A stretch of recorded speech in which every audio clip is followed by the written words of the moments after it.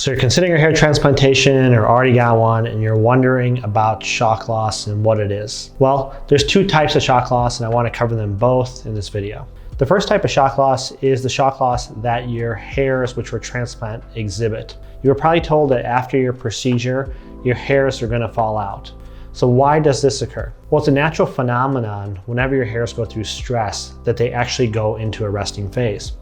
A lot of women will see this with pregnancy. A lot of people see this after post-traumatic stress. Now, the way the hair cycle is, it goes in three phases. It's either in the growth phase, it's in the resting phase, or it's being shed. Now that cycle is a one-way cycle. Hairs can only travel in one direction. It means from growth to resting to shedding. Growth, resting, shedding. Those resting hairs now want to go back to the growth phase.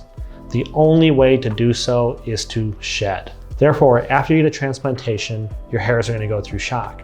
They're going to go into a resting phase. Eventually they're going to shed, usually within a couple days to a couple months. And then they're going to go into a place where you don't see them for another 2 to 6 months before they start growing. Now, interestingly, you also exhibit shock loss in your hairs where the hairs are implanted. Now, why is that? And that's because those hairs are also undergoing stress. Whenever we implant hairs into those locations, there's inflammation all around. Some of those hairs may feel like the inflammation is too much and that they want to go into the resting phase. Remember, in order to go back into the growth phase, they have to shed.